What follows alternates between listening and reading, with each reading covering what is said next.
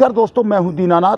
आप देख रहे हैं जनसंसद न्यूज़। मैं आपको बता दूं कि जिस तरीके से चुनावी घमासान नई दिल्ली में चल रही है, जहां आम आदमी पार्टी, भारतीय जनता पार्टी और कांग्रेस पार्टी का सीधा मुकाबला देखने को मिल रहा है, लेकिन मैं आपको बता दूं कि मैं पहुंचा हूं आज जंतर मंतर लैन प्रेम गली में, जहां पे क्लस्टर में लोग बसते हैं। वहां पे हमारे साथ एक शख्सियत मौजूद है, मीनू जी।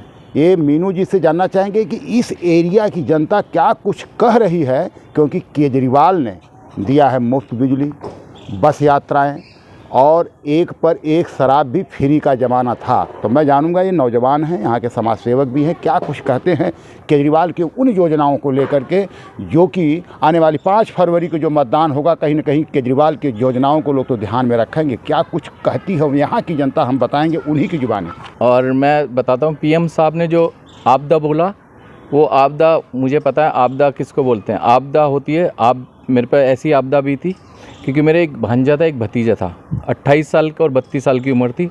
वो ऐसा दिल्ली का कोई ठेका नहीं था जहाँ जाके उन्होंने दारू नहीं ली, एक के साथ एक फ्री। उनको शौक़ था, शौक़ बदला, वो शौक़ ऐसा बदला कि वो हो गया आदी हो गए।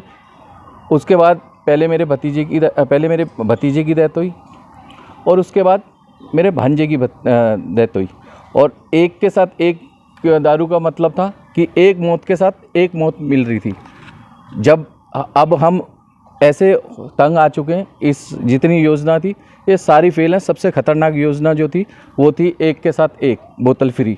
मगर मेरा अनुभव जो रहा अपने फैमिली का, अपने परिवार का, ये रहा कि एक के साथ एक मौत दी थी।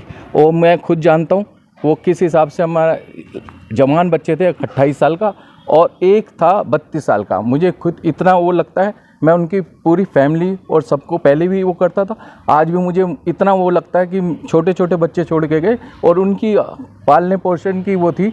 मगर मैंने अपने हाथों से पहले एक लाश वो करी, फिर दूसरी लाश उठाई हॉस्पिटल से। और कहते हैं हॉस्पिटल का वो था, तो हॉस्पिटल में भी कोई फैसिलिटी नहीं थी, क्योंकि हॉस्पिटल में ही मेरे दोनों भांजे भतीजे की मौत हुई। ये कहते हैं दवा दारू का इंतजाम करेंगे। इन्होंने सही में दवा का तो इंतजाम करा नहीं था केजरीवाल साहब ने, इन्हें दारू का इंतजाम करा था, जिससे मेरे घर में एक आपदा ऐसी आई है। और इनको आपदा पार्टी ही बोला जाएगा, क्योंकि आपदा जब पड़ती है तो आप पे ही पड़ती है, हम पे पड़ी है ऐसी आपदा, वो एक के साथ एक दारू फ्री की आपदा। देखा आपने जिस प्रकार से मीनू का कहना है, जिस प्रकार से मीनू का वो दर्द बोल रहा है, जिनके घरों में लगातार 2 मौतें हुई थी, वो क्यों हुई थी?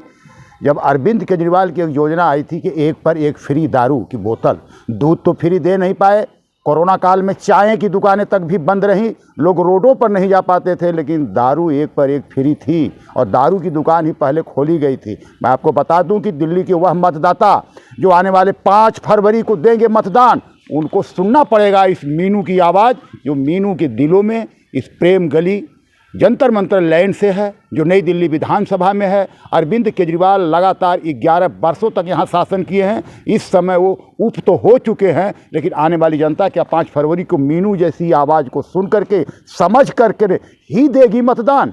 अगर ऐसा समझोगे तो कहीं ना कहीं आप अपने भविष्य के बारे में सोच सकते हो। इसलिए दिल्ली के सभी मतदाताओं से जनसंसद न्यूज़ की खास रिपोर्ट आपसे प्रार्थना है कि मतदान देने से पहले मीनू की आवाज जरूर सुनना चाहिए। चाहते हैं और क्या होगा? हाँ सर, बदलाव चाहते हैं। हम चाहते हैं कि परवेज जी, वकील का बेटा वकील बन सकता है, सीएम का बेटा सीएम क्यों नहीं बन सकता, डॉक्टर का बेटा डॉक्टर बन सकता है। हम इनके फादर को जानते थे, वो भी काफ़ी अच्छे थे, स्वर्गीय साहिब सिंह वर्मा जी, और ये भी बहुत अच्छे हैं। और अब तो आचार संहिता लग चुकी है, मगर हम ऑटो चलाते हैं हम लोग, हमने देखा ये झुग्गी झोपड़ी वाले जाते हैं, महीने में 4 बार ये भंडारा करते, तो हम भी नमक का अदा इनको अदा करेंगे। हमने भी बहुत बार जाके इनके खाया। अभी आचार संहिता लग गई तो भंडारा सारा कुछ बंद हो रखा है, उसके बाद ये हमेशा चालू रखते हैं। तो हम भी चाहते हैं कि अब की परवेश वर्मा जी को नई दिल्ली से जिता के सीएम चेहरा दे।